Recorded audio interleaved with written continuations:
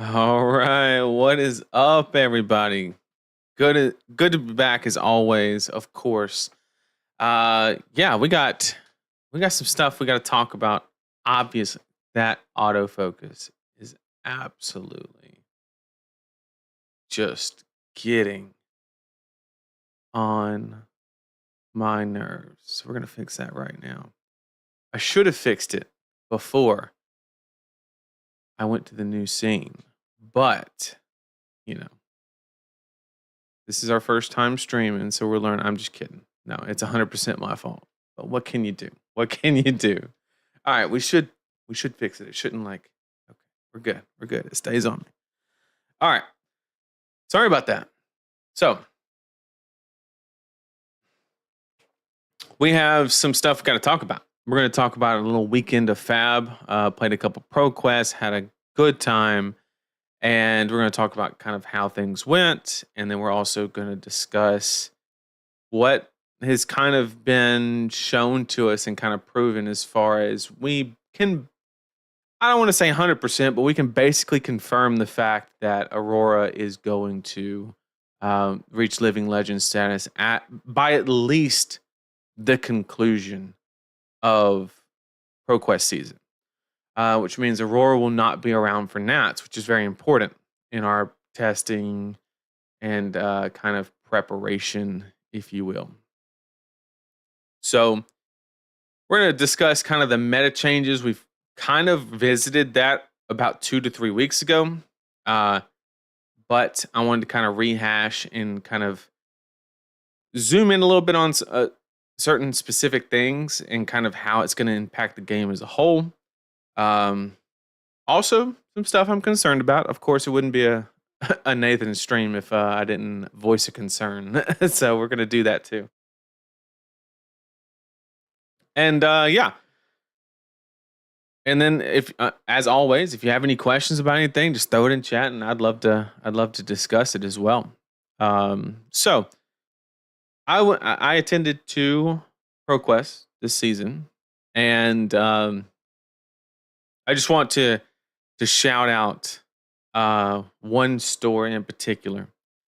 I remember, what was it, about 2 years ago, the Flesh and Blood like RTN ProQuest scene was kind of had a lot of feedback on Twitter about stores like just juicing the players, like charging, $60 and getting like no prize support. Like you walk out with your little rainbow foil rare or whatever it is, right? I just want to shout out a local store of mine called The Guild and how they charge $20 for a CC ProQuest and then bought pizza for 36 people. Completely unnecessary for them to do it. It's like not required in any way. Nobody expects it, but they just do it. So I want to say that, shout out to them. That's just amazing that, they would do that. It's awesome. Not every store can do that. Obviously, that shouldn't be the standard. But if it does happen, we kind of like have to show a little appreciation for it because it's going above and beyond, and it deserves it. So I went to 2 ProQuest. Let me first give you the lenses of Nathan as far as what was going through my mind. Okay. So this is the context, right? Currently, right now, both of the kids are in baseball season, and it is hectic. I mean, I'm probably spending, I want to say, 20 hours a week just at the ball field, like tournaments and this and that, because both of them are playing. And like one plays, and of course their game ends, and then the other one starts. They're never at the same time half the time. And it's just, we're busy. Okay. And we've been busy the past month or two. So I've been keeping up with the meta. I've been doing my part to stay, kind of stay on top of it. However, I've played 0 in-person Flesh and Blood since Memphis. Like I have not gathered cards together in one place. And so I'm like, crap, ProQuest this weekend. This was literally Friday afternoon. I was like, ProQuest tomorrow. What am I going to play? Right? Because it's not like I know what's meta viable. I know what is the best choice, right? But there's a cost benefit analysis that I have to run because I also have most of the cards. The problem is I don't want to find them. Nor do I have the time to physically go through and find them, which is a problem of mine, right? Everything's not perfectly sorted. I'll take that. I'll take that heat. If everything was sorted, it wouldn't be as bad, but it was at one time, but then it got unsorted, and we know how that works. So I pull out my bag from Memphis because I haven't touched it since, my little TCG bag, whatever you want to call it. And I open it up. I'm like, all right, what we got? What we got? I pull out a deck. Viscera. That's not going to work. I put it to the side. I reach down in there. I get another deck box. I'm like, cool. Here's something that's probably built. Open it up. It was Zen. So that's not going to work. So literally every deck we had in the book bag from the previous event has LL'd. So that, that's not it, right? We got to be at the event in 14 hours, and we don't really have time to dig through a bunch of cards and build something. So I start thinking. I go, okay, who's going to the event? Well, as far as who I knew for a fact was going to be there was Josh and Damien on the team. I knew 100% was going to be there at the same event I was going to. And so I was like, okay, I actually want a chance to win, so I don't want to ask Josh for a warrior deck, right? Even though it's kind of a me. He did really good, though. And so I was like, Damien, what do you have? And he told me he was playing Jarl. I was like, cool, that's fine. But do you have anything that's just built, that's ready to go? I don't care what it is. He goes, I got Dagger Mario. And I was like, every take up the mantle was a surprise because I didn't know. Even though it was in my graveyard, I still barely knew what was left in all of this. So, we had a blast playing Mario with 0 reps. Never played the hero, literally. And boy, is that the wrong deck to be doing that with. I mean, I would. I was round 1. I drew, and Thomas, I am sorry. It's 100% my fault. I was spending half of the table time literally reading cards, and it was so. Thomas is a good buddy of TheCardGuyz, and he's in the Discord a lot. And so we were sitting there playing, and I was like, I wasn't even trying to hide information. I was like, does Bonds and Mantle work the way I think it does? And he goes, yeah. So I basically told him I was going to Mantle Bonds. It was actually hilarious. But we did horribly, literally, as expected, right? 0 reps on a more complicated deck did not go well. Also had some bad matchups, also through a good matchup. So definitely not blaming it on the deck. I'm blaming it on me and my lack of preparation. So had a blast, though. Got to see everybody. Willie B ended up taking that one down on Azalea.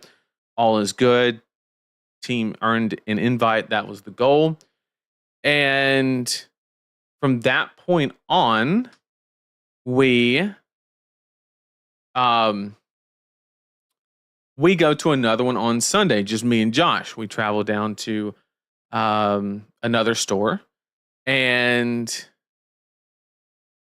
video is not matching the audio for me.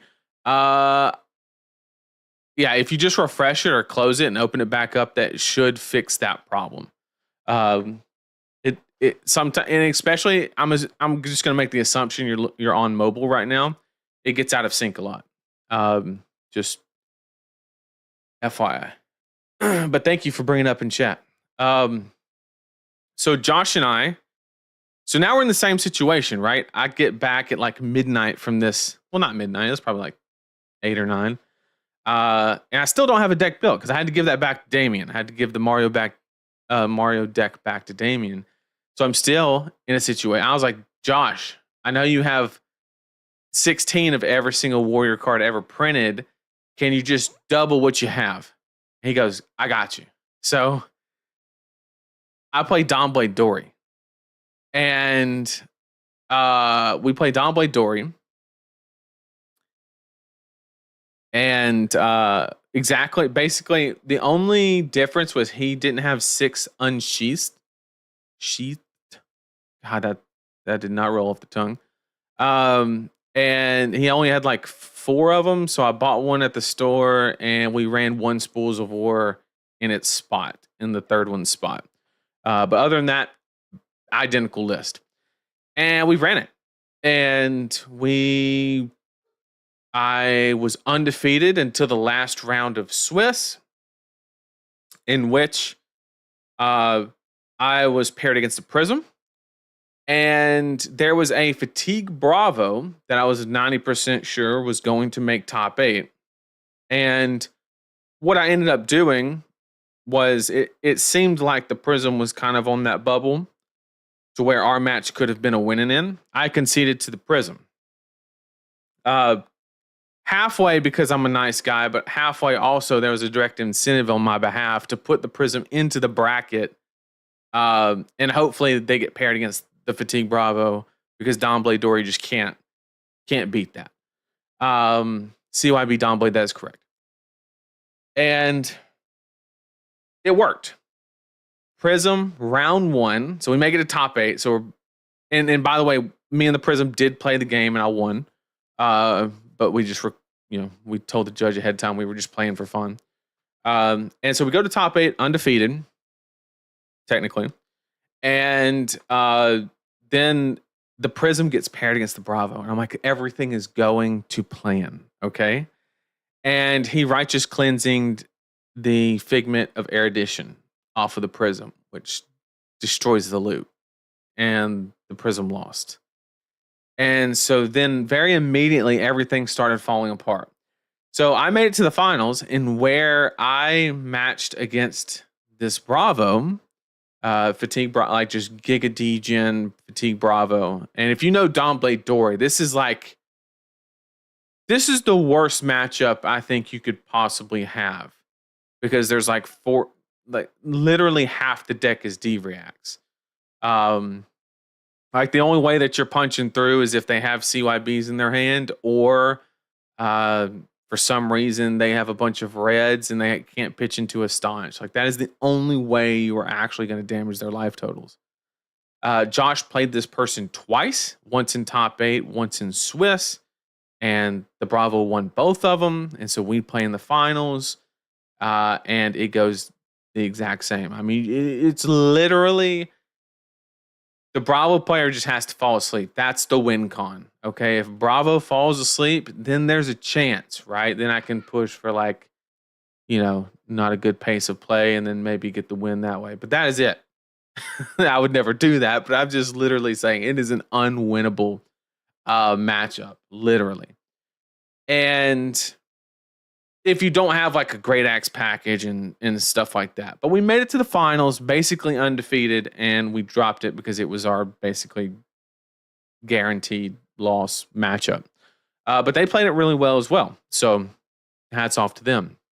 And congratulations for taking that down.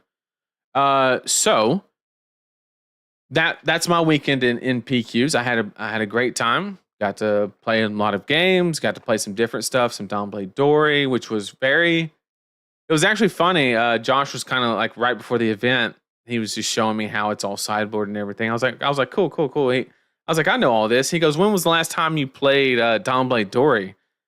I was like, the day I met you. He said, we've come a long way since then. And that's actually correct. The very first RTN season Flesh and Blood ever had, I met Josh at a RTN in Tennessee. and we played the Dory Mirror. And that was the last time I played Dawnblade Dory, like at an event. Truly, I played some Hatchet, of course, but Dawnblade that was the last time, and it was fun. It was a lot of fun. You know, it's been a while. Got to knock the cobwebs off, but it was a good time. And yeah, so we'll be back at it. I won't be able to go. We have a baseball tournament, like I explained earlier, this weekend, so I cannot go to any this weekend. Um, it has been just about 4 years. It's been a minute. It's been a minute. And but I will be able to go to one the week after. So I got one more that I'm gonna go to in the Huntsville area, not this weekend, but next. And I will be at that one.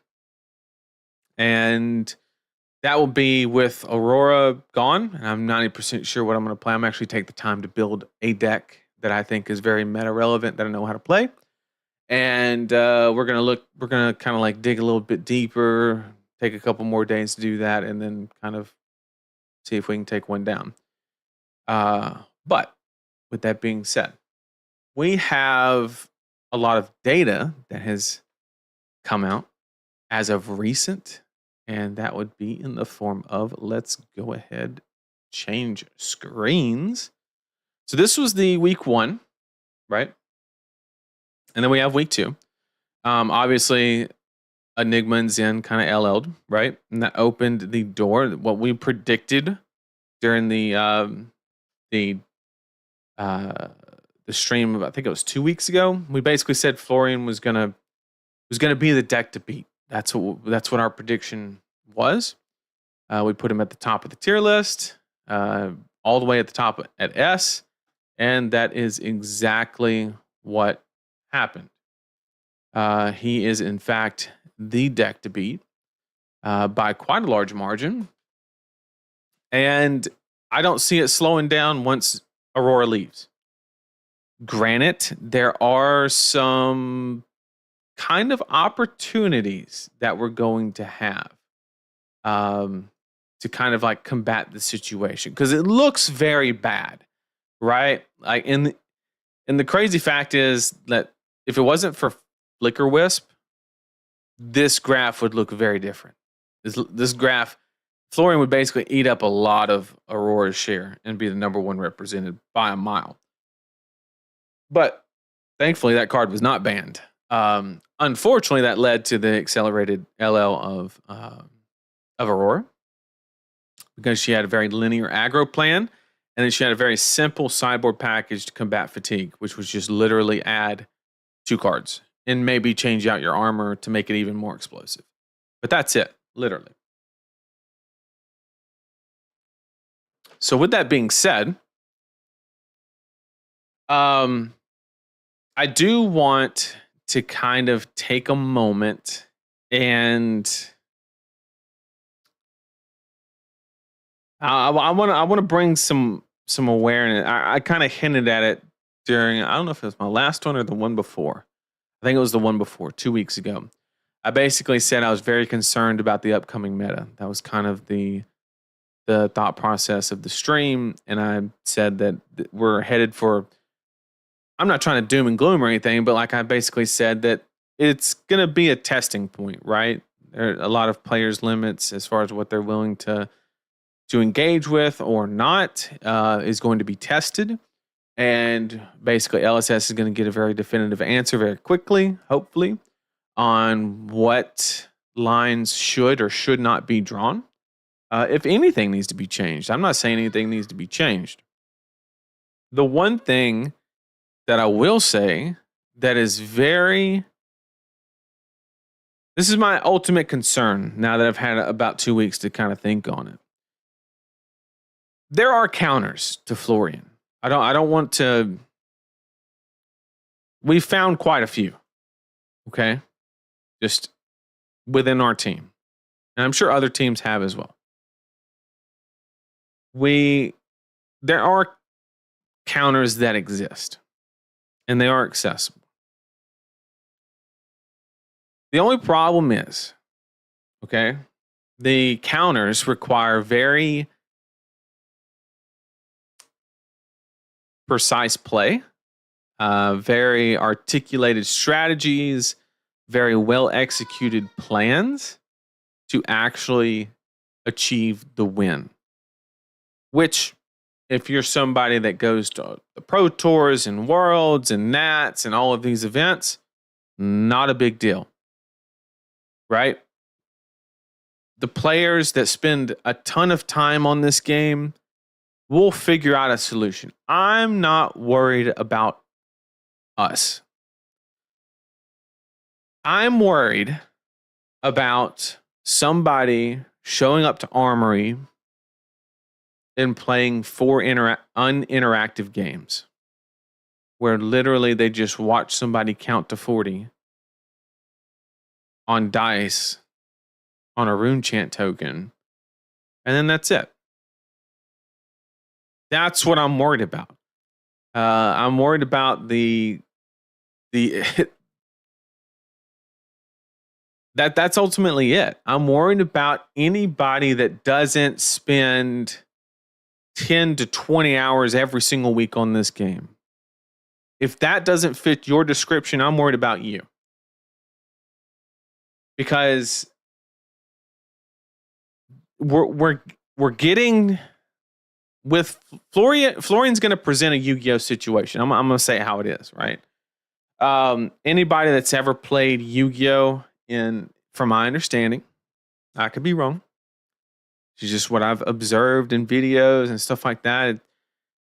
Yu-Gi-Oh has a kind of stigma to it where it's very uninteractive, right? A lot of times you just sit down, your opponent basically does their turn 0, presents an unbeatable board, and that's kind of the game, right? You're kind of like watching them play solitaire. Which I would make the argument is not the intentions of LSS, right? And it presents a very interesting equation because there are some answers there. But the problem is, let's say that the TheCardGuyz testing team has found approximately 5 heroes that have a toolkit within their heroes/talent or class/talent that has the capability, has the card pool to combat the uninteractive strategy that Florian has. Okay, let's say there's 5 or 6. The equation that will come about, okay, is literally, and we're talking deeper than just Spectra, right? We're not talking about, oh, you lack action points. So it's literally, there are very select few cards in the game that say, if you go to Fabry and type in the word aura, there's not going to be a lot of cards that actually do anything with aura. There's a lot of auras in the game, yes, but there's not going to be a lot of cards that directly interact with auras. They're changing that. We can see that in the design. The problem is we are in today, right? And there are not enough tools currently to actually, hang on, we got some, let me get caught up in chat. Aurora gone so fast. A little sad she isn't an unhealthy hero, just an enjoyable. I agree with that. LSF should have banned more of her kit, so she would be a fine hero. I mean, don't worry, most of us are dooming ban Runeblade. We can't do that. People in local chat were calling me silly when I said Florian versus Aurora wasn't an unwinnable matchup. No, it's not. But it would literally be an unwinnable matchup if Flicker Wisp didn't exist. That's for sure. A week, I'm spending 10 to 20 hours per day. Yes, I have a problem. Well, then you'll be fine. A lot of my Armory players are playing Florian right now. Yeah, but if you walked in to play the game,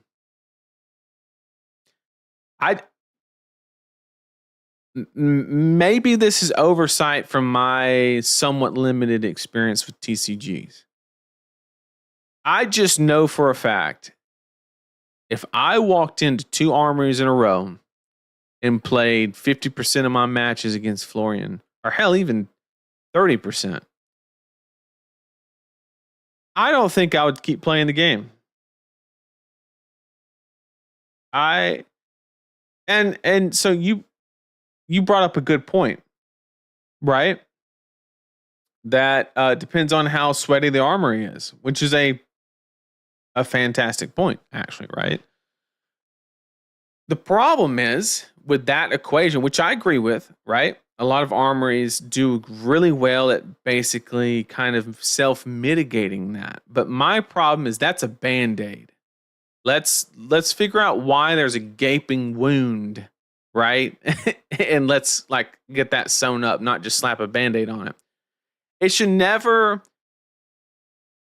be the store's or community's responsibility to make the game palatable. Sounds a little harsh, and it's kind of somewhat intended that way.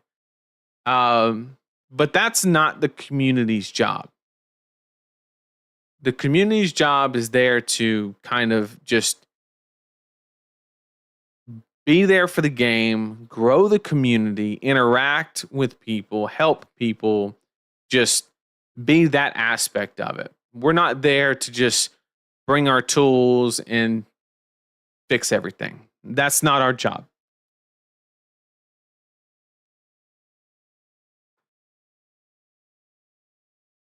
I feel less concerned due to this meta happening for only about a month, but if High Seas doesn't shake up the format, I think Florian needs to get a small tune. If I walk into a tier 0 format, I'm not playing unless I enjoy the mirrors. That's fair. And I don't know if you guys have figured it out yet, but literally the book is what wins the mirror. And that is the definition of non-interactive. If I sit there and every turn I pitch 2 cards to make a fucking rune chant on my weapon, that is the most degenerate, non-interactive, it's not fun gameplay ever. Me personally. I think none of this would be an issue if we all learned that go again for 0 is against the math core game. I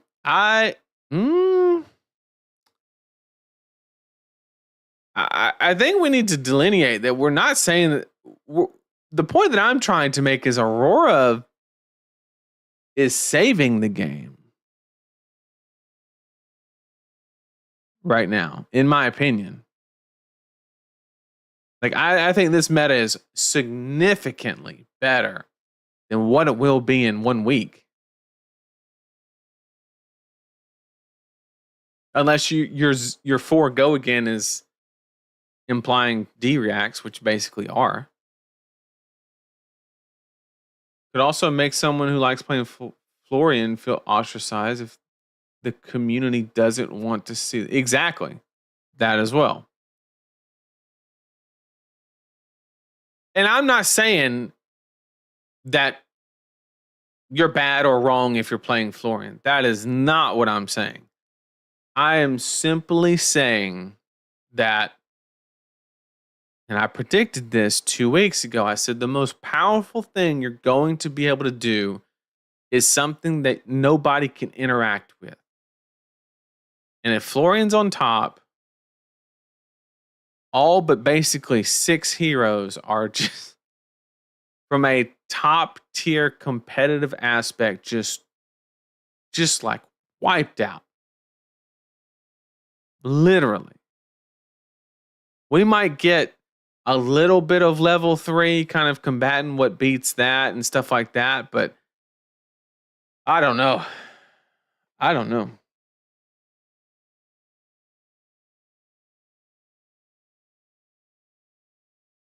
I think it's less necromancer and more pirate block that would help a lot. I mean, High seas could fix all of this. I don't know the answer to that question, but I will never just assume a problem goes away because something is set to change in a month's time. I'm not going to do it. If you show me something that is like if I had the whole set and I can make like a data driven kind of analysis on it and like, okay, these cards can do this. We can see the average rate that Gravy Bones can accumulate allies, then that beats this. I was like, okay, maybe, right? But I can only look at the cards that have been spoiled. I can't dig any deeper. And I can't come up with anything particularly different. Considering the Aurora situation, I feel like they need to be a bit more proactive with bans. Well, it's interesting because if 50% of the community just decided to play Rhinar tomorrow, he would LL a lot quicker, right? Does that justify the fact that should you base a ban off of that factor, right? Because it would theoretically create the same situation. Rhinar would shoot up because everybody's playing him, right? He's not as good, but he's going to win a lot, right? Because he's just going to be a lot of the field. He's going to accumulate a bunch of points. Do you just ban Blood Rush Bella because he's accumulating points? He's not oppressive. He's just highly represented, right? Where do you draw that line? Now, LSS could instantly stop. Let me give everybody a history lesson real quick. LSS back in 2002, 3. Fuck, when did Outsiders come out? Whenever Outsiders came out, and Lexi was like the shit with a bag of chips, right? Before that, before when there was that ProQuest or RTN season where Lexi was just everywhere, LSS, when these articles that we are looking at right now came out, they would always provide a little chart here. Okay?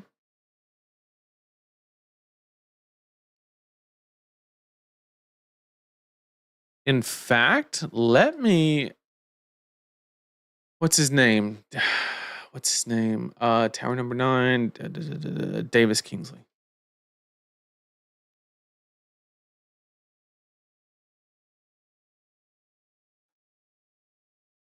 This is what we used to get. And if they still gave us this, okay, then all of this speculation, all of this, if from their end they're looking at it as unnecessary panic, right, could be completely wiped out if they gave us this box, this very simple box that I know they have the data to right now, right? Because if you had it before, there's no reason you wouldn't have it today. Okay. It literally shows the entire meta representation. I can derive that Starvo was 22.22%. So almost 1 out of every 4 decks during this ProQuest season was Starvo. Okay. Now, if we looked at this chart today for Aurora, we could derive that, what if she's 40%? Then we could just put the nail in the coffin and say that Aurora is not overly oppressive. She's just played a fuck ton, right? We could draw that line. But if we get this chart and it's 22%, then she's broken as shit, right? On a relative power scale. And we don't get this anymore, okay? And I'm going to tell you the exact moment in which we didn't. And I'm not an idiot. And I'm gonna speculate, but is it really speculation is all I'm gonna say, on why we stopped getting this data. Okay. The first ProQuest / RTN event that ever happened where we did not get data that gave us an idea on representation of the meta, not just wins, was when Lexi Everybody remembers the Dallas Calling that had like 170 people at it. I mean, people were just done with Lexi, over it. Just Lexi was literally everywhere. That was the first event that we didn't get this data. Now, chat, why do you think we stopped getting this data? Well, they probably didn't want to put up a chart that said Lexi was 50% of the representation. Because at that point, it was basically a quick realization that Voltaire was a problem, but she was so close to LL, they didn't want to pull the rug, yada, yada, yada. Okay. I'm not saying I'm 100% sure that that's why it happened. I'm just saying there's a damn good chance. And nobody has ever told me why this stopped. And people loved it. And every year, somebody posts on Twitter, what happened to the data that we used to get or whatever. And maybe there's like a solid argument. Maybe they thought that this led to people solving the meta, right, too quickly, or people jumping to conclusions or whatever. Well, let me Exhibit A, right? We have the same shit, just not for very specific events, right? So doesn't matter. But we used to get stuff like this. No, we don't. And so now, because we don't have data like this, we have to speculate. We have to make assumptions, which is not as accurate. And yeah. March 2022. Yeah. And so this is what we used to get. I mean, literally. I don't know why it stopped.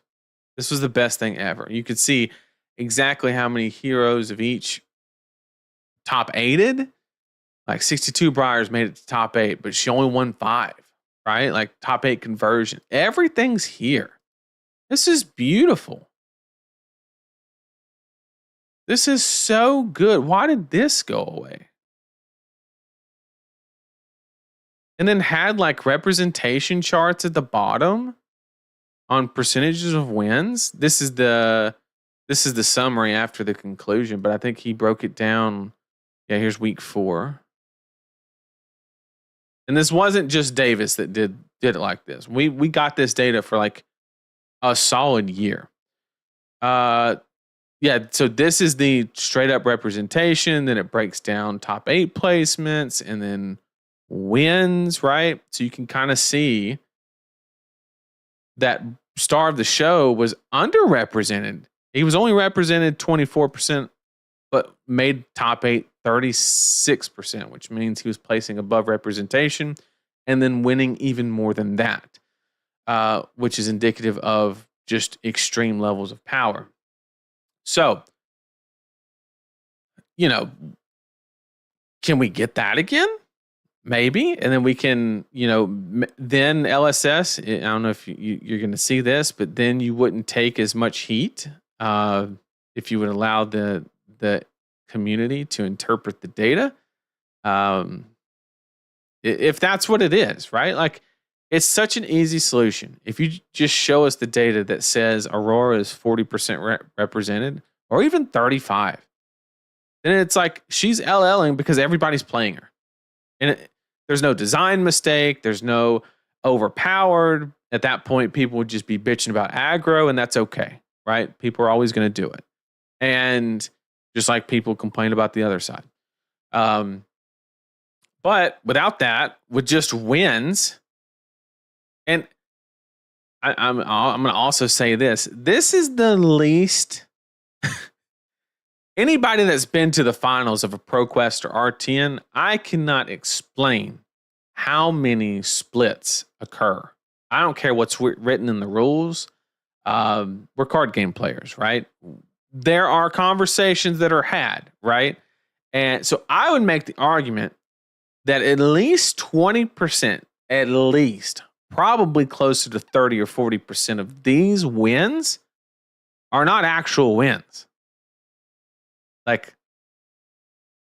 literally, there was like Especially ProQuest season where the invite only goes to the person who wins. To Singapore. How many people are just oh man. The point I'm trying to make is the relevance of this data. This is LL tracking. That is all this is. It's not confirmation of the meta. It kind of is because there's so much data, but it's very construed. So yeah, I wish we could fix the data. It's the ultimate point. Let me get caught up in chat. I got distracted on data.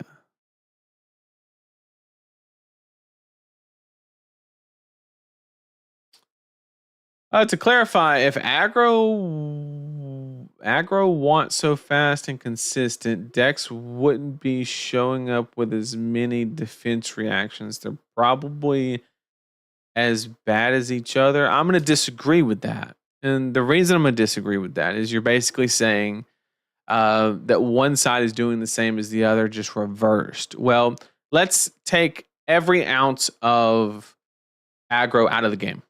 There only exist mid-range and control, which means you are going to block. There is no mid-range game or deck in the game of Flesh and Blood that doesn't actively want to engage in blocking in some form, right? Maybe not their whole hand, but at least 2 cards, maybe 1, whatever the case may be, right? If you're going to be blocking, why not block for 4? Just saying. It has nothing to do with aggro.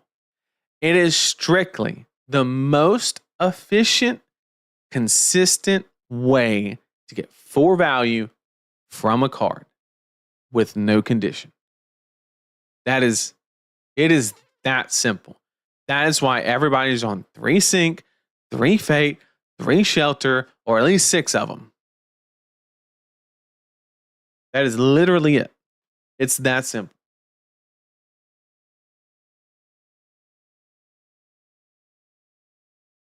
LSS needs to learn how to raise as many ships as possible instead of leaving ships at the dock. I mean, that's fair.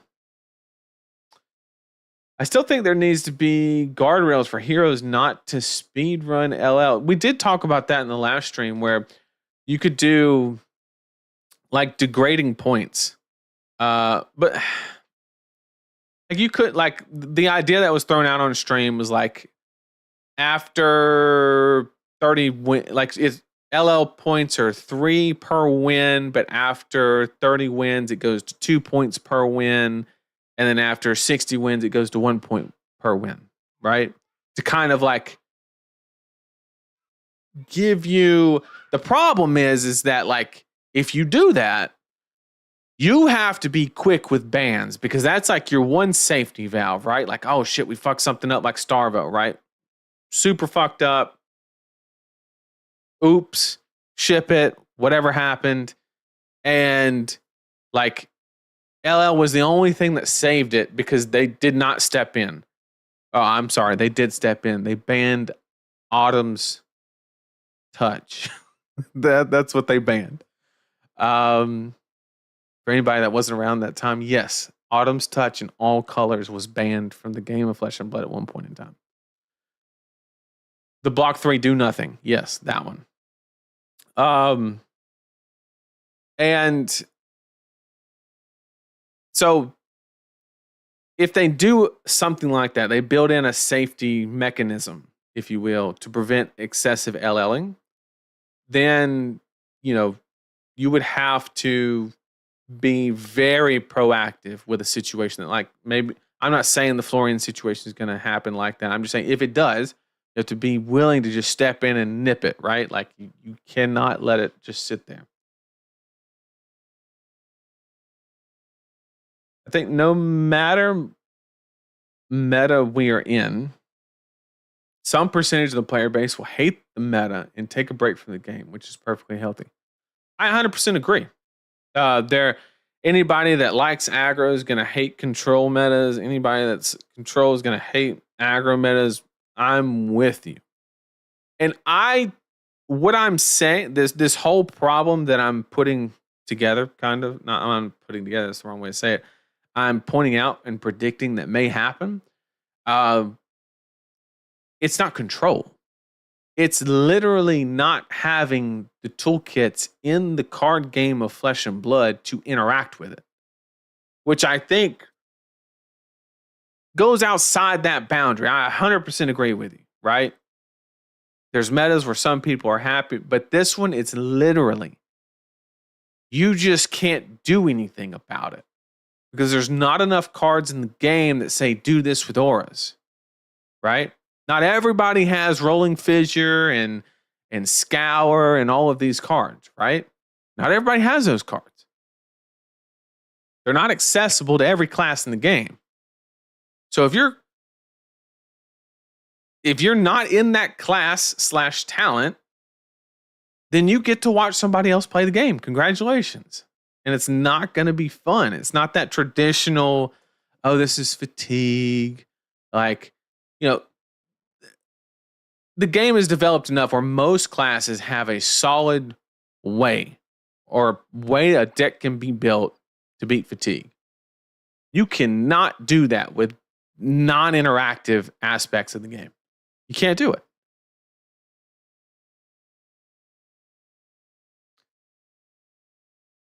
Actually, be a little ashamed about the Aurora situation overall. I hope LSS learns from this. I mean, it sucks for anybody that bought the Armory deck, right? There was a Magic player. I'm sorry, I don't recall his name, but there was a Magic player that made a tweet that basically criticized the whole situation. He dropped 1,000, what was it, euros or pounds, whatever, on an Aurora deck and only got to play it for like 3 months. And once again, for people that play the game for 20, 30, 40 hours a week, we'll get over it. We'll adapt. TCG players are probably used to that abuse, right? Literally. But anybody on the kind of beginning stages of interacting with the card game, it is a massive, and I mean massive, red flag. Okay? Just want to throw that out there. So I agree with you, but we also have to look at the fact that it could have just LL'd off of representation alone and not power level. 100%. 100%.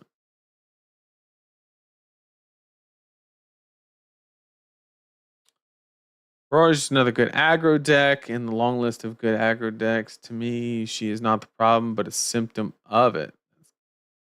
That's more fair. A full set, you should be happy if you manage to build a deck 24 hours in advance. I mean,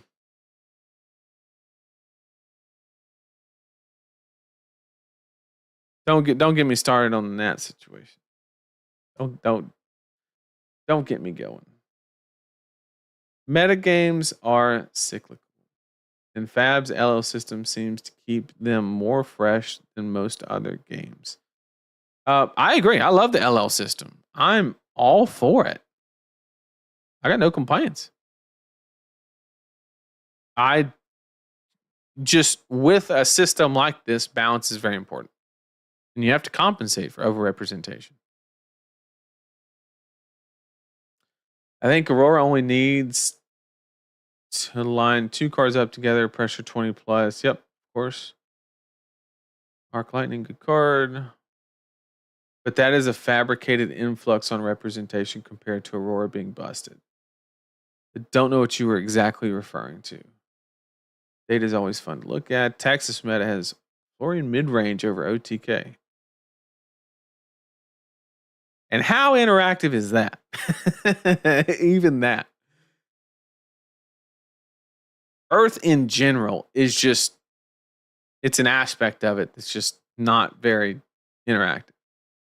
I blame Lexi. It's when they stopped putting this out. Yep, that's exactly what I went over. Even with that data we get the most amount of data out of Fab than any other TCG. I mean, sure. I'm gonna just assume you're right. I don't play other TCGs, so I have no clue.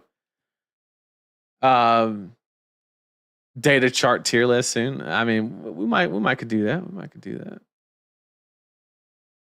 I tell you what, there is good data, and then there is not good data. That's for sure. With match results from Tier 2 plus Event Callings Pro Tours available publicly now, we can theoretically calculate this ourselves.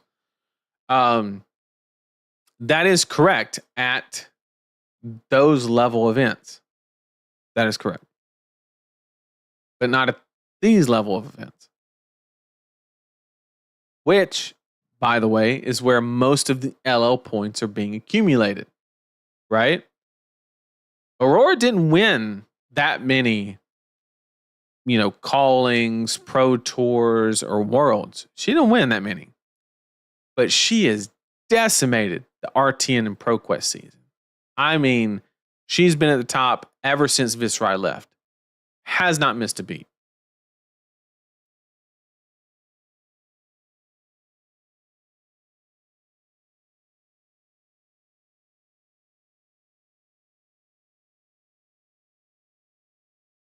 Can I remind the chat, Rosetta came out almost 10 months ago. That's incorrect because Part the Mist Veil came out 10 months ago. So how did Rosetta come out at the same time? The release date on MST was May 31st, 2024. May 31st. That is exactly 11 months ago MST was released. So you're saying that Rosetta was released 1 month after? Check the math on that one. If I'm not mistaken, Rosetta was printed or released like 6 months ago.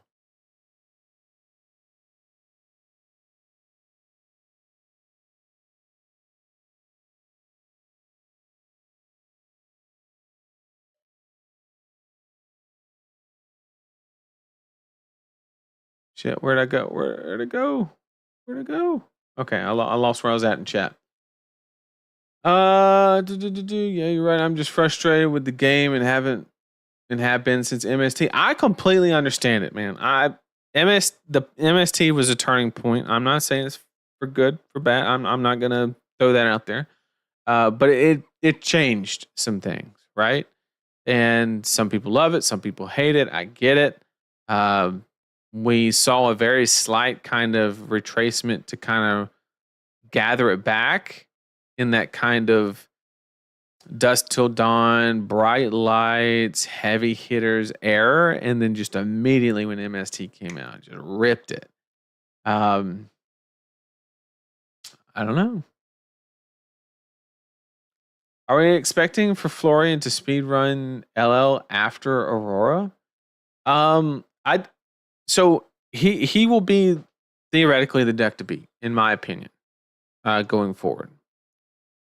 Whether LSS is going to make the decision, don't really care. Whether they determine that is healthy or fun or interactive or not, and then based off of that, one of two scenarios kind of happen where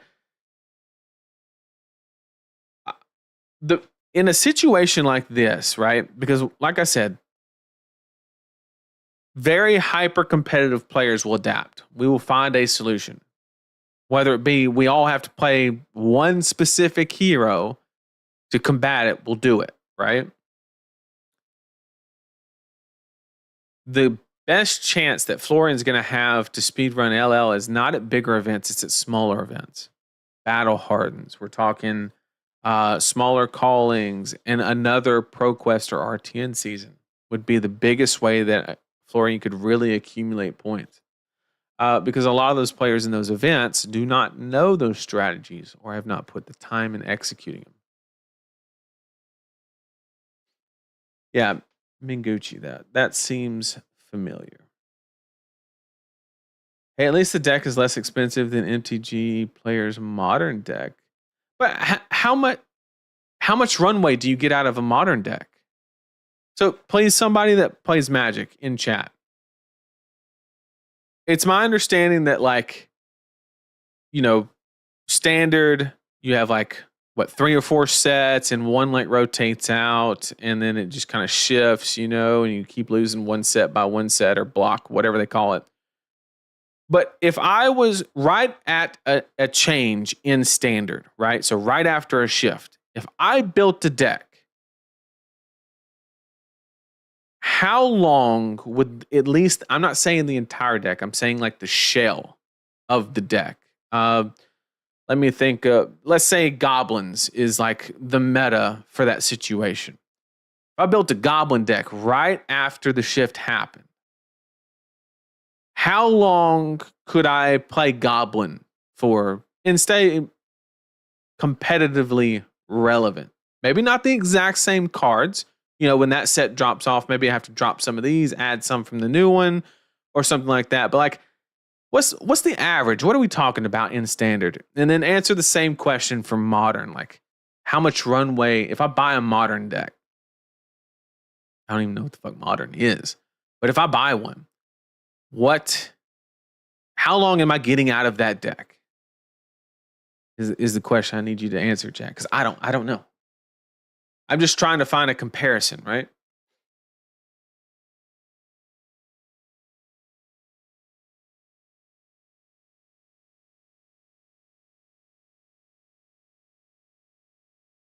Who knew create an embodiment of lightning and be broken? Aura has no real expensive generic staples, though. I mean, just really, it's like CLV, Gone and Flash, like that. Yeah, the rest of it's just pretty generic stuff.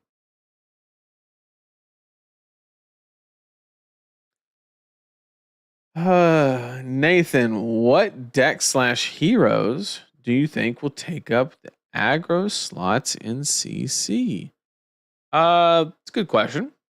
I think that Mario has some potential. Dagger Mario specifically has a little bit of potential to kind of field that spot. It's technically not like full balls to walls aggro, right? You got a lot of 3 blocks, some disruption, stuff like that. You also have, I think Prism will see some short-term success, but I think there's enough in the Florian toolkit that she's going to get pushed back out. Take that with a grain of salt. I was very recently very wrong about Prism, so it is what it is. Just going to be upfront about that. I think Azalea with Dreadboard's a really good option to fill the aggro kind of void, if you will, because you can easily just swap it out for a Death Dealer. Maybe take out a couple cards difference, and you're good to go. You're ready to just do an aggro thing. So those are kind of my predictions. You'll have a assassin, a ranger, and of course a ninja that is very likely going to extremely lean on tenacity, is my expectations. I'm so tired of Rune Blades and Illusionists. Illusionists, I agree. Rune Blades, watch your mouth. Yeah, I'm not entirely serious though. She does at least run Tunic, E-Strike, Shelter. Yeah. You just named like $500 worth of cards. That's it. Felling of the Crown is $90, chat. Just to give you an idea of how much of a if you don't know, you're gonna know, is all I'm gonna say. Google lied to you. No, Colin, that's not how that works. You lied to Google because you didn't know what you were asking for. And you got. So do me a favor, Colin. Play a stealth card. And the next time you come in chat, swap in a correct statement instead of some. Do your little Zuri swap. I'm just fucking with you, Colin. Oh, man. I just love talking shit. I don't know what it is. It's fun. Was it the AI overview? Look at him just believing everything he reads on the internet. September 20th. So we got October, November, December, January, February, March. Yeah, so like 6 to 7 months. I did say half a year. Looks like, yep. That's right. Modern is no longer an eternal format. So it's not fair comparison? Okay. Hey, you missed that I was joking about just the mana base of that deck also. Oh, that's fair. Modern doesn't rotate. Okay, so when you buy it, you're good. What about standard though? Nobody's answered the standard question.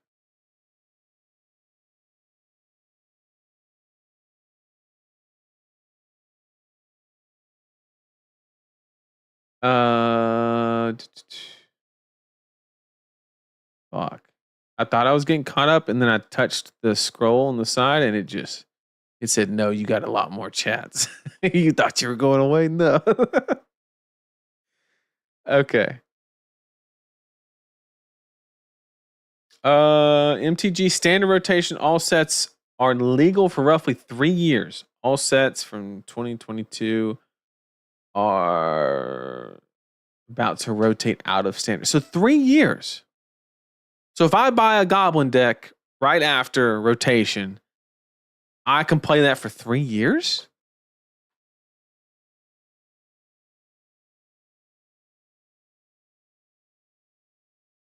A little different than 7 months. I'm just going to throw that out there.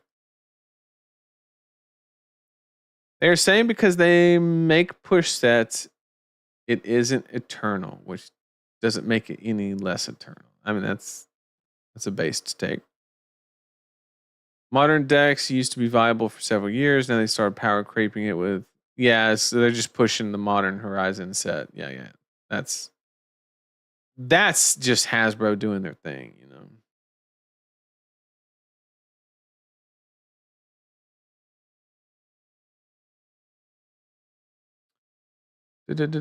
There's 6 standard sets a year with a 3-year rotation, but like the best decks are based around the same core broken uncommons. Yeah. My bad for the confusion. I was being a bit too hyperbolic. No, you're good. You're good. That's why I quit to play Fab. But now I feel like Fab's rotating even faster and has even less viable decks at once. And I do want to caution. I understand your concern, and you're right. I just want to offer the fact that it hasn't always been this way. There's been some hiccups. Broken deck comes out. It's a little too powerful. They got to tailor it, right? Has not always been like this. And at the end of the day, I'm 100% confident in the fact that LSS is trying to make a great game. Are they testing boundaries and things like that as they should be? 100%, right? We don't want them to just make WTR over and over and over and over again, right? With an occasional Arcane Rising. That's not what we're looking for in a game. We want to see innovation. We want to see changes. We want to see new concepts. And you can't make those without approaching boundaries, right? And all of that is to say that I can't guarantee that the situation we're in currently will go away. What I can say is I have been actively involved in this game and very carefully studying and responding to every action that Legend Story Studios has made in the past 4 years. And I can confidently say that literally 99.9% of them have been with the intention of just being better for the game. Honestly, have there been some mistakes and some opportunities of deep learning? Of course, as expected. Nobody's perfect, right? Nobody's expecting anybody to be perfect. Um, so we're in this situation. I can't guarantee that we're going to go back or we're going to change. I can't. I'm not in that loop. But what I can say is they are trying, and they're probably testing boundaries, and they have really good intentions. And that's what it's about. Whereas, like you mentioned, that's why you left Magic. Uh, the difference between the two companies, right? Wizards of the Coast, aka Hasbro, and LSS, is the people at the top for Hasbro and Wizards.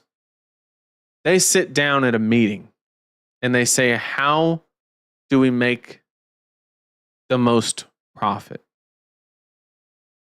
I can promise you that statement is not made at that same table for LSS. I truly believe that their intention is to put the player first. And it has been for as long as I've known the game. And, you know, do they plug Shelter in the Hunted and intentionally create a $60 card to kind of make the product move a little bit more? Sure. Do they print a set that completely invalidates the set before, like Modern Horizons or whatever you're comparing it to in Magic? I would say no. Is there power creep? Of course. But there's never been a set that just invalidated everything. MST is kind of like, approaching that territory, but like that's one time. One time is not a sample size. It is an event. And so I would ask you to give it some time, whether that means step away for a little bit, check back in later. I understand. I get it. But what I would recommend is don't give up. Trust me, they'll figure it out. I just want to spend some time on that particular comment because this whole situation, I'm worried about those types of comments. And I'm not saying that they're bad. I'm just saying they should be addressed, right? They're very important. We, as a growing younger, I don't want to say too young because we made it a long way in the game of Flesh and Blood.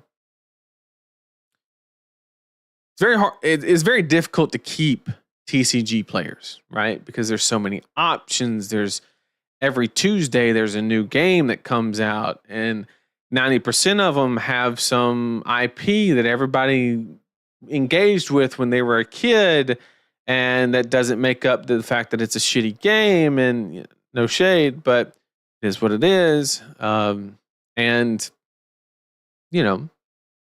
a lot of competition. So I know where it's going to go, and I hope as many people are around when we achieve it. Imagine if we got MST every 3 years. Holy shit.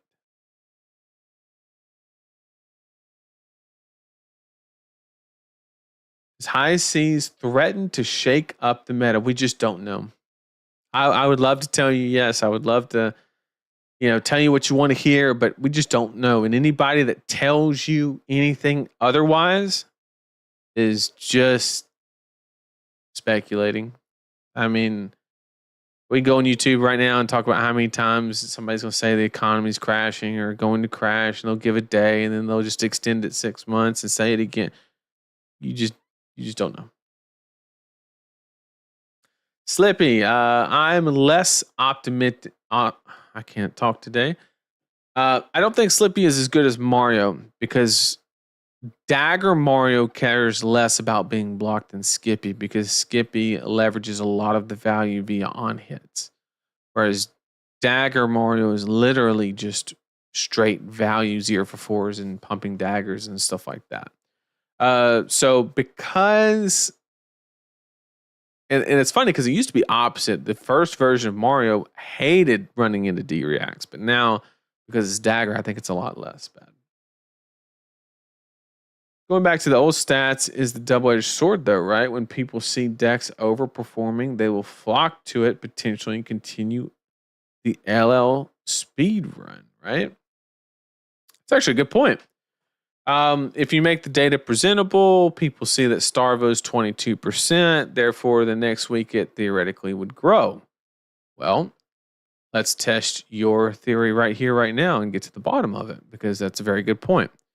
What I'm going to do is right here is the row of the metagame updates. I'm going to start at week 1, go to the number 1 deck and see if it grows. And that would, it's one sample size, right? But it at least warrants visiting the conversation, right? That's the idea. Okay. Week 1, Starvo had 22.1% representation. Okay. We go to week 2. 22.5. Slight increase, but barely an increase, right? So at this point, the player base is like, oh shit, he's kind of good, right? So week 3. 20.7. He dropped. Okay. And then week 4. He went to about the same, right? 24. And this was, so he averaged 22 the whole time because he had 22, 22, then he went below and then he went above. So that data for that one sample indicates that it's not that much of an impact. It did not influence Starvo's representation. But that's a great point.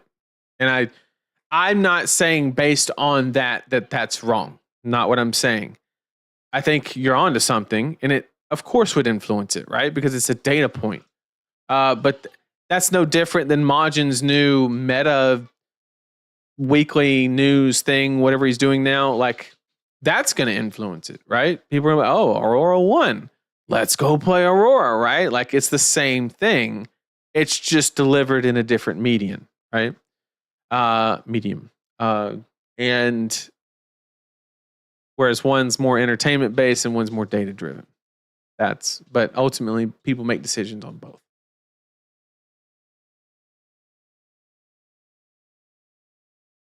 Oh my God. I thought I was to the bottom and we're not. I keep getting to the bottom. It just refreshes and it goes. It shoots up like 20. You guys are killing it. We're going to talk about this. Been playing since 2020. Holy shit! And there has never been a time when there hasn't been dooming over something or another. LSS will adjust and folks will find something new to doom about. Something doom. So people are always complaining and dooming. Okay. Are you saying that players shouldn't doom? Is that what we're saying? Because to some degree, I agree, right? We shouldn't like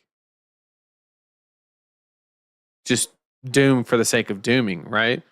Or for clicks or for whatever reason that people would do it. But the main thing that I would argue is it's very important to give feedback, right? There has to be a feedback loop in the community, right? A good example. I really don't want to bring that up as an example. Is there another one? I can't think of one, so I'm just going to have to. But I apologize. I don't want to use this as an example.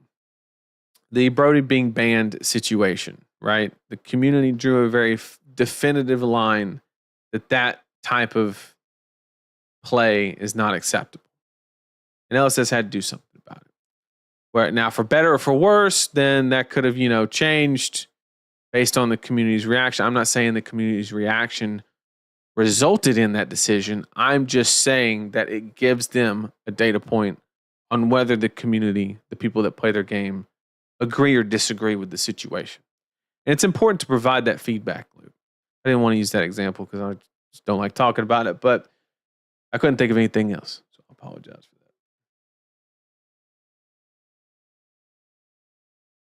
that.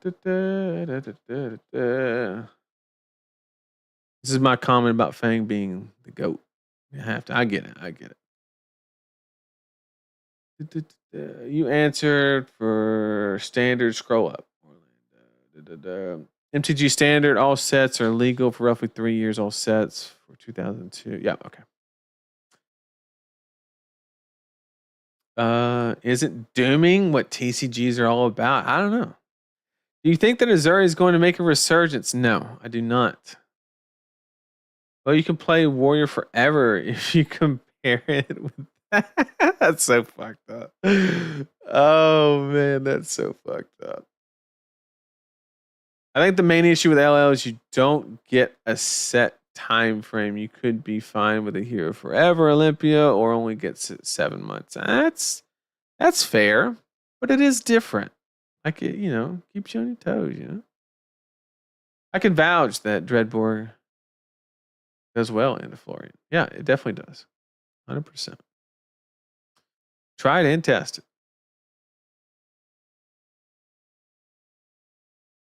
People are better. They go sooner. Checks and balances. Yeah.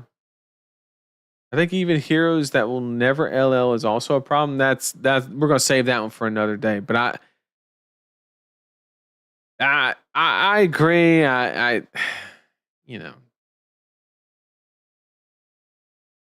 there's like 36 heroes or something like that, and only like 25 of them are on this list. Does the other 11 existing hurt the game? Maybe, right? Because it's like something you always have to plan for as a competitive player. But I mean, I don't know. I do think it's a problem, but it's very low on the list, is what I'll say. Definitely helps solve miserable metas on occasion. SpongeBob's secret lair enters the chat. Oh my lord. It's true, I don't trust Hasbro at all anymore. They're 100% about shareholder value at this point, and they always will be. Guaranteed. MST reminds me of Modern Horizons a good amount. What can we do as a community help to grow Fab, though? You do a lot, man. Like, from what I've found, in it's different ways that I've interacted with people. Now, granted, some people have more ability to do so than others. So I'll take a little bit of time here to kind of walk through my journey, right? And how I got started. So I found Fab for one reason or another, started playing the game. And I was just playing with family friends, right? Shout out to Michael and Quack and a few other people and Brian as well. And we would just play around the house, right? We just hang out, play. We'd pop on the webcam every now and again and play and have a good time. And then,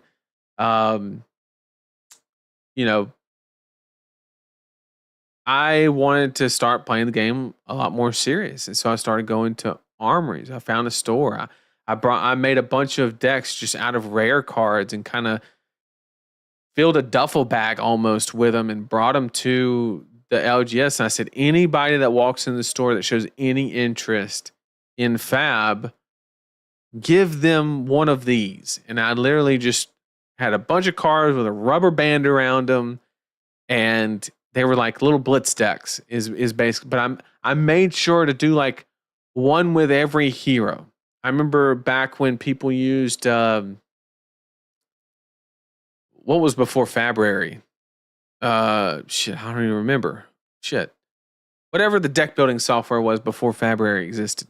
I used that, and they used to have like rare only decks. And I would like pull up that and I would just make a bunch of them with my bulk. And anytime, I can't tell you how many trades I made. I would never ask people to do this, but I made a lot of trades that made no sense for me financially. Like I would trade a Mask of Momentum for like 14 Majestics that are never going to go anywhere, right? Because I didn't want to like cheat myself because, you know, it was my card. I spent money on it, whatever. But I also wanted them to have the ability to convert their cards into cards they wanted to use, right? So I would just literally take the hit there. And once again, I'd never ask somebody to do that. And we built the community it started with just me and Adam every weekend, just us two playing. And then we got to 4, and then we got to 6, and then we got to 8, and then we got to 10. And now the same area is running 12 to 14 without me because I've been so busy with, you know, the kids playing baseball and whatnot. So really just starting at the Armory is the best that we can do. And the second thing that you can do is if you ever travel for events or if you're a content creator, the way you interact with people is so impactful. Something as small as, you know, taking a picture or, you know, I try anybody that walks up to me. There's a guy, I think his name is Chris. And we played at, you know, it was the Battle Hardened Columbus. And he was on Icelander and I was on Briar. And we were chatting and talking. And he was telling me how he runs a food truck business, right? And I was just like, that's awesome, man. Like, he was telling me all about it, the type of food that he served and why he liked doing it and stuff like that. And I just thought it was the coolest thing. And every time I see him at these events, I'm just like, how's the food truck business, man? I just like, you know, just small stuff like that goes a long way. Now, granted, it's a lot easier to do that being a content creator because, you know, that barrier of just conversating is kind of eliminated because people walk up to you a lot. And I'm thankful for that because I get to meet more people and you know, hear people's stories and stuff like that. But you know, it just the way you interact with people in the game, every match, every event, you know, not losing your bad matchup and getting up away from the table, stuff like that, man, goes a long way in growing the game. I know I got a little soapbox there, but that's what we can do as players. Is just be, you know, just be good for the game and let them make a good game. If we could do those two things at the same time, we will grow. Taking a break from Fab to focus on finals and playing WoW generally because I'm so done with the meta currently. WoW? Thought you were better than that. No, finals though. I respect finals. No shade to people who play WoW. I used to play. Even kind of recently. I played War Within when it first came out. What classes you got finals in, Colin? I have a bad take, but ultimately we're all adults playing pieces of paper. I like strong heroes that do cool stuff. Would be boring to play a bunch of Olympia mirrors, in my opinion. You know, Matt, that's so fucking based.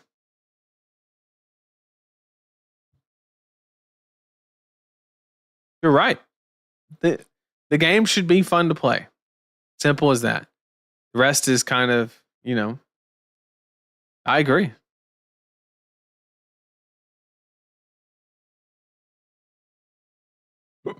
Free Katsu, return bonds. I'm for that.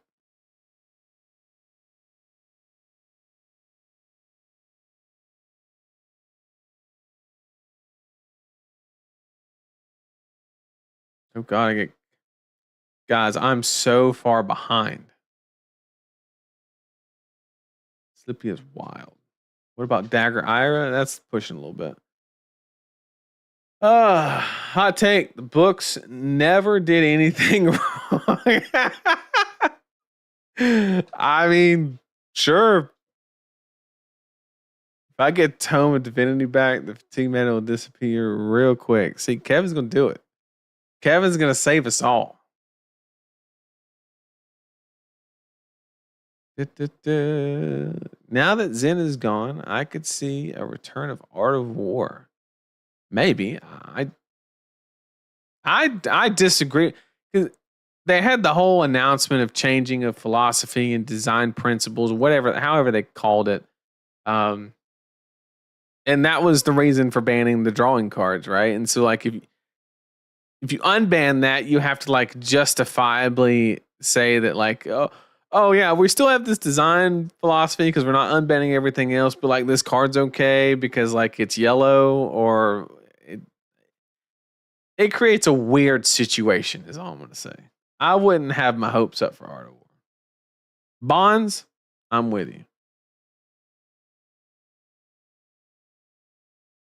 Syndra would be absolutely juiced with Art of War. Yeah, a lot of the ninjas would be 100%. I would have loved for Kano to have LL'd with Tomes. God, Tome Aether Wind was so good. Shit was busted. I mean, busted. What up, Jacob? Good to see you. I wouldn't be against bringing Art of War back. Huh? Heclavos in 2040. Let's go. Oh, Lord. Maryland is begging for all those draw twos to come back to the format. Should build cash in. I mean, maybe. FabDB. That was it. That was the old one. Yep.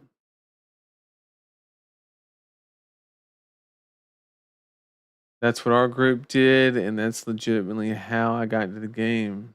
Now I torture Nathan with it. Well, at least you're putting it to good use. At least you're putting it to good use. Throwback, yeah. FabDB, man, that was back in the day. I was one of the boomers too, where I was like reluctant to go to Fabrary because I was just so ingrained in FabDB.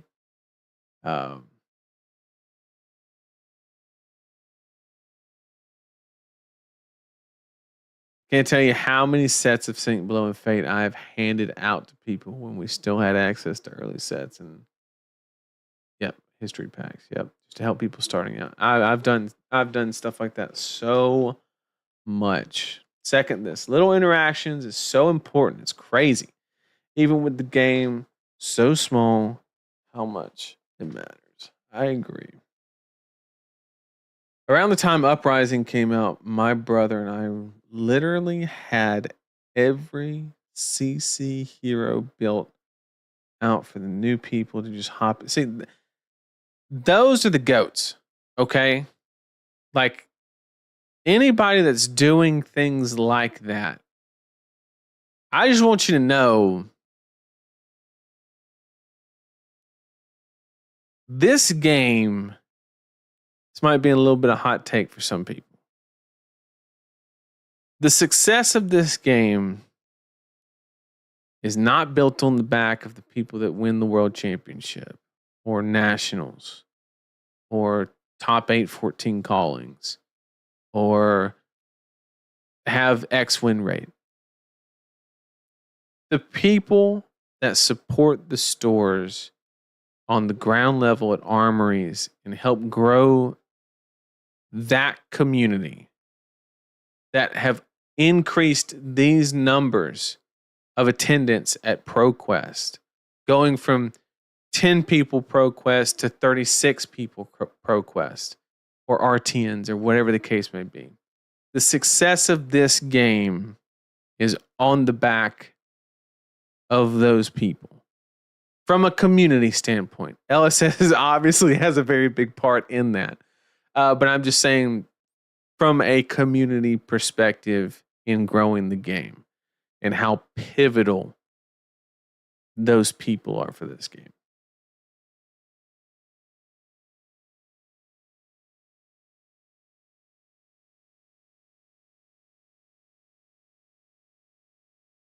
Based like a turkey. Well, I heard you were walking people at ProQuest. That was so funny. What did it say? Let me look at it. Hang on, I gotta pull it up real quick. This shit had me crying. What was it? It was Abby, wasn't it? What did it say? I went up against 2 and got put on a leash and walked. I was like, damn. I've heard of losing, but that's rough. That is rough. To answer your question, Nathan, mostly business classes and a chem class. Ugh, chemistry. Ugh. I was all about math, physics, loved cow-based physics and stuff like that. Hated biology and chemistry. Just, oh, it was the worst. But Cal 1, 2, 3, differential equation, all that, I'm all for it. Statics, dynamics, it's the good stuff. And business classes too. I enjoy those as well. Toma Firebrand, I'd rather not. I would rather not.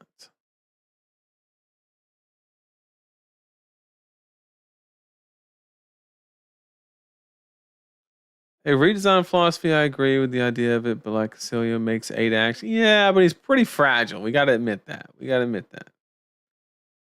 Our locals, every entrenched player, about 4 to 6 of it. Yep, that's the way to do it. Easy wins. I'm finally caught up in chat.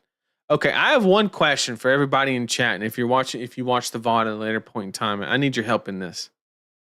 Okay.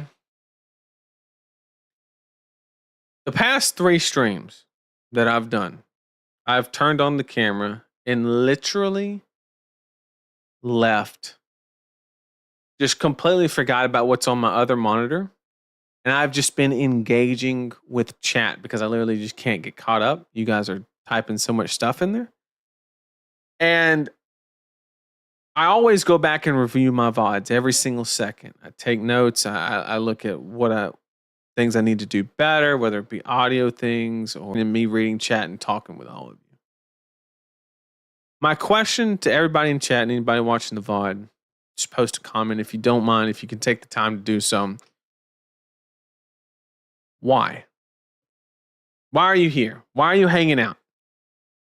I have to know. I got to know what I'm doing right, because on the surface, I'm looking at it, I'm like, how is this? I'm trying to articulate it. I'm like, how is this?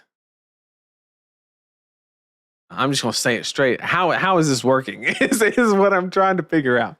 Okay. And I'm genuinely curious, because I look at some streams, I'm like, yeah, I prepped a bunch of stuff and it's doing well, and that's cool. And we know how the tier list too. That's that's the bread and butter, right? We put a lot of work into those, and we have some good jokes and stuff like that. But like these ones, I've been low on time, but man, you guys are still there, and I'm just like, I'm genuinely curious. And if it's like Colin is saying, like you're literally here to talk shit, then I support it. Like it wouldn't be a stream if Colin wasn't just sitting there giving / taking jabs. Business analytics student. Okay. I have a degree in data science, like data visualization, AI, stuff like that. God, I hate going back and listening to the audio myself. How do you do it? Well, it's very easy. The first 2 years that I did streaming, my audio was just shit, so it didn't bother me. But now, it was just last weekend that we actually got the audio to like a good level. We upgraded the mic. Shout out to Kyle, and we tuned the settings stream by stream, and people were like, "Still sucks," and then somebody was like, audio is great, and I read every comment. I'm just literally sitting there like reading every one of them, just to because I appreciate that. I do not take that as people talking shit. If the mic sounds terrible, let me know. I would love to fix it. I don't want to like make it any worse. Because you're cool. I appreciate that. Thank you so much. I'm here because I'm at work and I enjoy the commentary to help fill up my night. I respect that. I definitely consider streaming a second monitor activity, if we're being 100% honest. Certain ones can be like main monitor kind of, potential, but it definitely conflicts with Will think this funny. It's definitely comparable to like RuneScape. It's like the second monitor shit. You know what I'm saying? Washing dishes and just like fab content. That's what it's about. That is what it's about. A lot of card guys are my locals. I want to support them. And you were cool too. I appreciate that. Thank you so much. I appreciate it. It's a pretty good group of guys, and we're growing, right? We just added on Andrew, Sam, and Merrick. Really happy to see what they do, both competitively and maybe get them into some content as well, if they want to, right?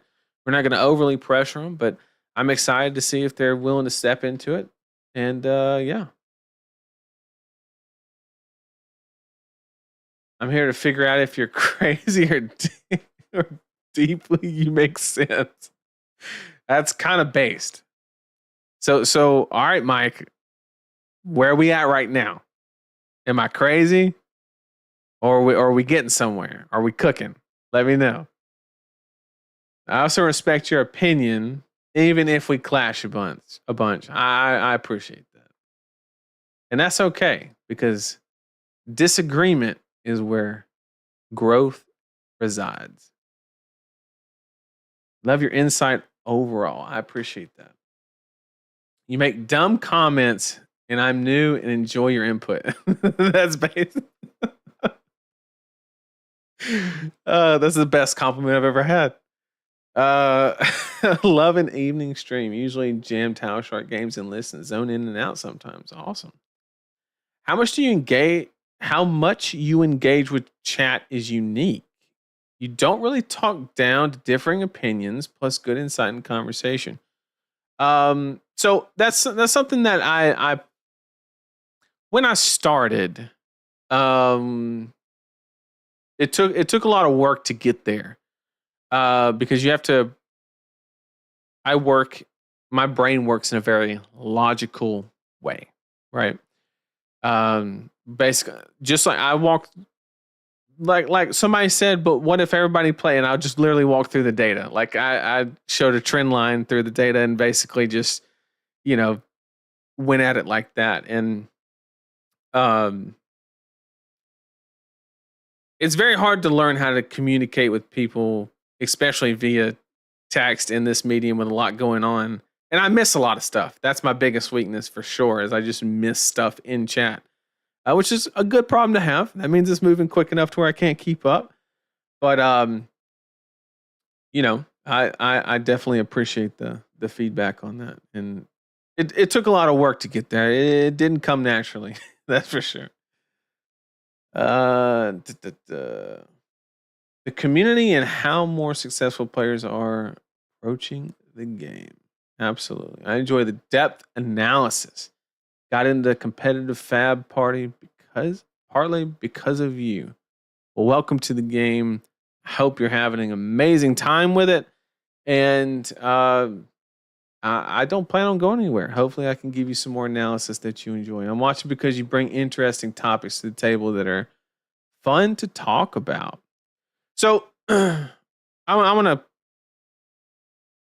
There was a point in 2024, I would say kind of like the latter half, where a lot of the streams, there could be an argument to be made on kind of, there was like some negative connotation associated with a lot of the topics. How do we feel about in the past 2 weeks? It may be coming off as me dooming about the meta and stuff like that. The way that I'm trying to approach it is I'm trying to present the information so maybe it can be acted on. I'm trying to forewarn people that something may happen so they can kind of adjust, prepare, whatever the case may be. That's how I'm viewing it. On your end, tell it to me straight. Am I just bitching about stuff that's not relevant? Is it valid? Is it coming off as dooming and glooming? I'm I'm curious to know where everybody's on that specifically. Very curious, actually. Waiting for the Teklo deck list. You might have to keep waiting. Maybe. I might have to go to our list librarian for that.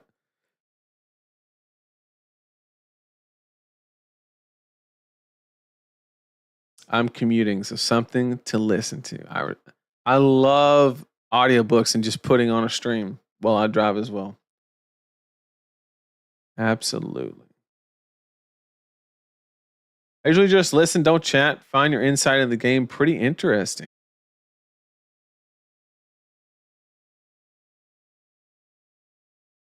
Sorry, I just dropped frames for a second. It shouldn't have recovered. It just very temporarily dropped frames, but I should be back. But yeah, I was just saying that we did really good on that one. My favorite card guys are Willie and Seb for sure. Seb's the GOAT. We should have teams where we fight over who is the best card guy. Will and Seb are great. Both of them. Even going back to Nam. Nam was really cool. All of those guys were a part of it when I joined. And I don't know if I would have joined if they weren't involved in it. They were a big part of me hopping onto the team.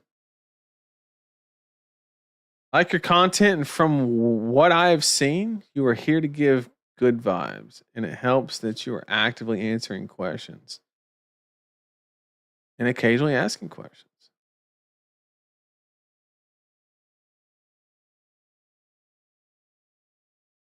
Cries in only 1 month. I also respect your opinion. I'm lost. Oh, here it was. The only person who Crawford will talk down to is me and Damien. That is correct. There's probably a couple more, but you got the idea. You get the idea.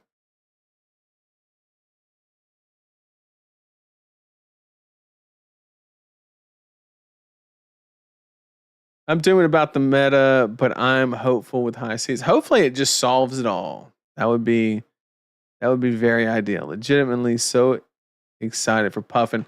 Currently, my expectation is Puffin will be the best. That's my take so far. We'll see as cards come out. But, we'll see.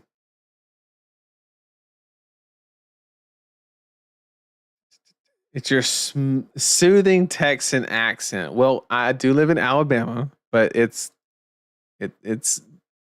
we both speak hillbilly. It's the same. But I appreciate it. Thank you.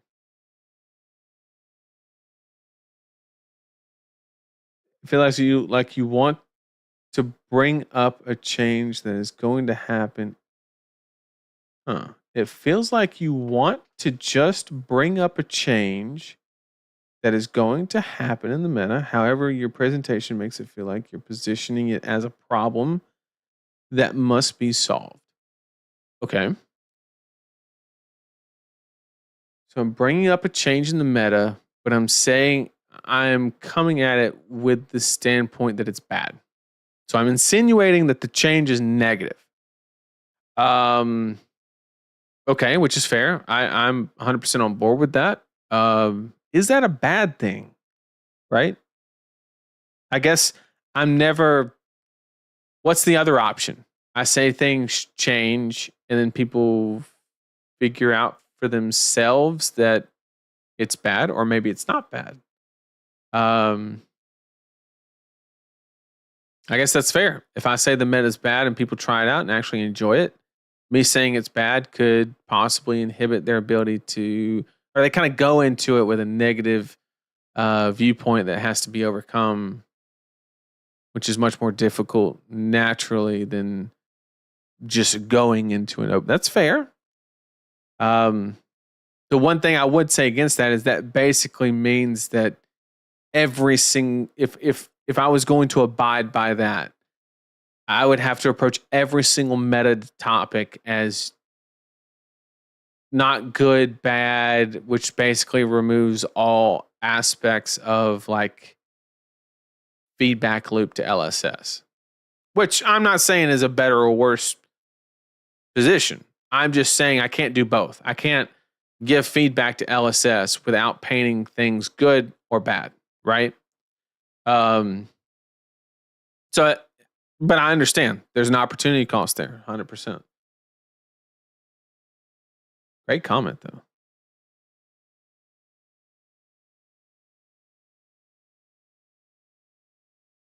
I'm here to try and get better understanding the wider meta and enjoy your commentary. I appreciate it. Doesn't come off as dooming. If it's not discussed, players who don't have enough time to put into the game will be caught off guard. That's my hopes. That is what I'm setting out to do. I don't know if I'm achieving it, but I'm glad you're taking it as it's intended to be delivered. Time has come for Max to crank again. Curtis, no, you played Florian. Stop. Don't lie. I'm not sure yet to answer your question, but at first I was leaning on the crazy side. But the more I watch, the more you make sense. So you're saying I'm cooking the ban Scepter. I don't think Scepter's the problem. Is it? Is it actually?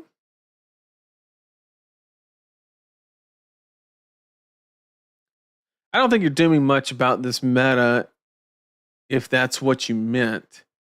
This is the first time I've considered not playing all the ProQuest I can. Seems hard to find a good deck into both top decks. That's fair. So Puffin's going to be the worst confirmed. Damn, that's a roast. Look, I'm not saying you're wrong, but Puffin has not been put in C tier. That's the indication that's going to be the best hero for the event is when I put her in C tier. That's what you got to wait for. I prefer the Nathan that says, this is what's going to happen here, is how to fight it. Then Nathan says, this could be a problem. Should LSS do something? I mean, we're trying. I can't wait. The Halo for Judgment in response to Polly. Kevin, why you gotta ruin everything? Why you gotta ruin it? Taylor's also in the Puffin Purple Discord chat, so it's doomed. Now, that's a better indicator, okay? That one's way better than the one you presented before. It's basically confirmed now.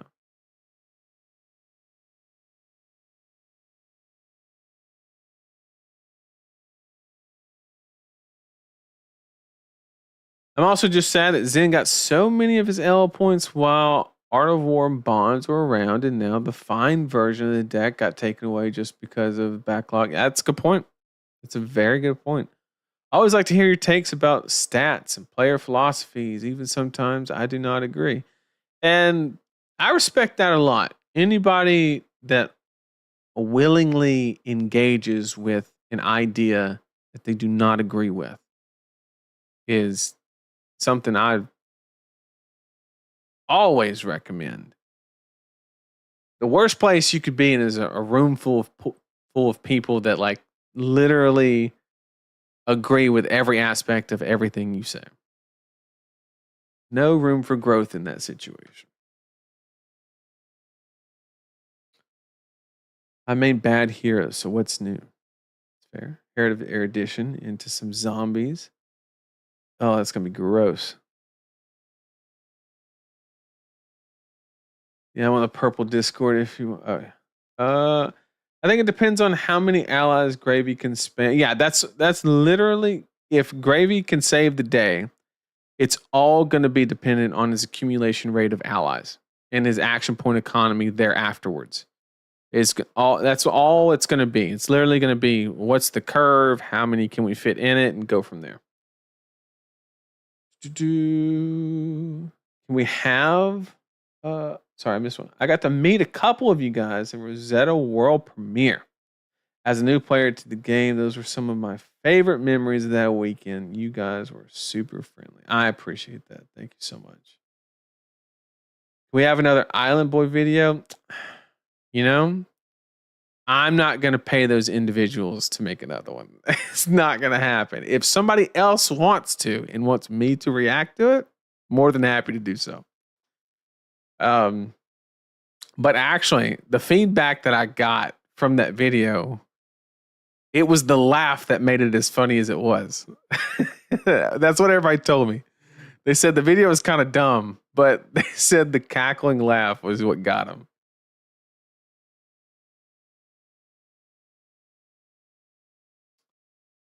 I agree with the puffin tech. We'll see. We'll see. Viewer from New Zealand here. Listening to you while working, cleaning, fools. Hell yeah. Positive attitude, a pro level insight is easy to listen to. Love all fab content, but you guys are some of the best. I appreciate that. Thank you so much. Do I want the puffin spice? I mean, sure. I can't wait for Prism in C tier. I'm not falling for that trap again. You can't get me twice. I have the battle hardened this weekend. Should I take Aurora or just send Kano? I think if you have a really good combo package and really understand, I think Aurora is a solid pick. Kano, you got to figure out the Florian matchup.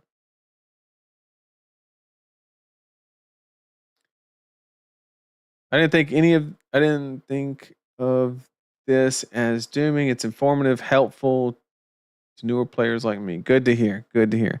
I just don't want to come off as just dooming and glooming, trying to bait for clicks, things like that, because that's not the goal. I'm just trying to provide information and feedback. That's it.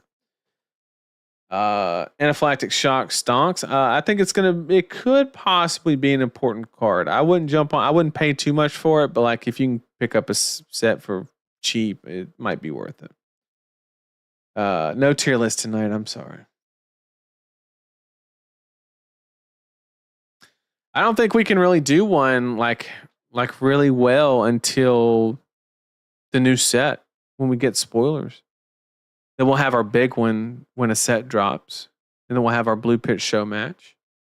I've already talked to the team, and I'm going to be responsible for I've claimed that I'm going to play Gravy for the show match. So it's a brand new hero. I'm going to do my best attempt at building a deck for it, and we'll see where we can get with it with 3 days time.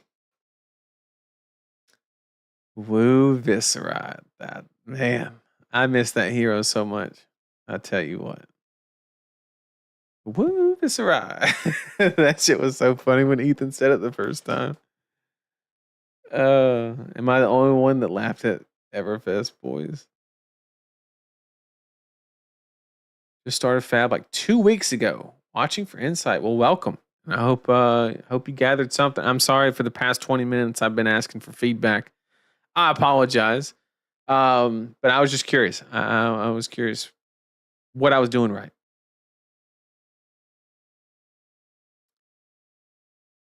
I'm trying to get away from the slow, non-interactive island. I had such high hopes for Victor. I honestly, this is going to sound like gigacap, but it's not. I actually think Victor's the worst Guardian. Dead ass. Like I actually do. This graph actually supports that statement. Well, I mean, Bravo and Victor are technically the same. But I actually think Victor's the worst Guardian, which is like wild to even entertain because it's been the opposite for so long.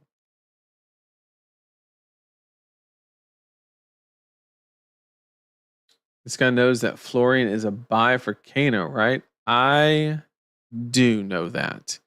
That is one of the few decks that can just really get on Florian. But the problem is there's only about 6 decks that can even have a shot. But yes, I agree with you. If you know what to do, and you know what card is important, you play that card many times, hint, hint, You it's a 99-1.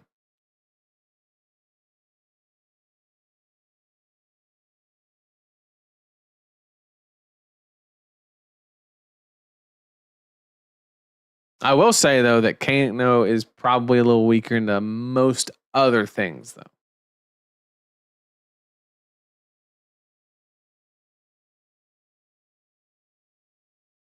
You didn't claim Max? Am I banned? Can anyone read this? I can read it. You're not banned. Not that I know of. I've never banned somebody from chat. Not once, ever.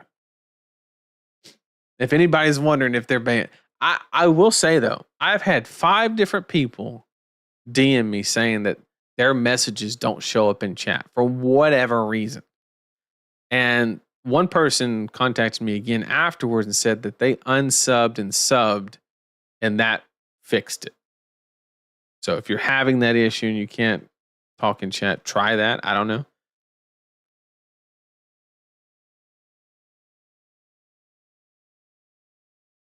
Chains of Eminence, good card. Could be.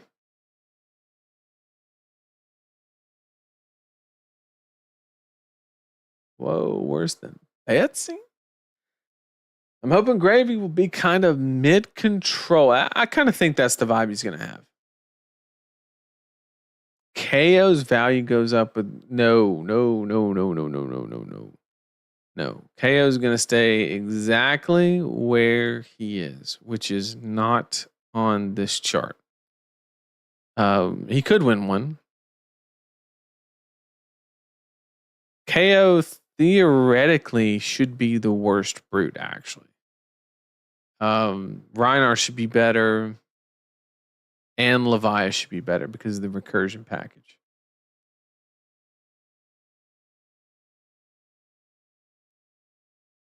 I wish Dio wasn't so fatigable. Yeah, high octane, man, just absolutely changed it. Pistol Dash can deal with the Florian, right? That is correct. There is a way.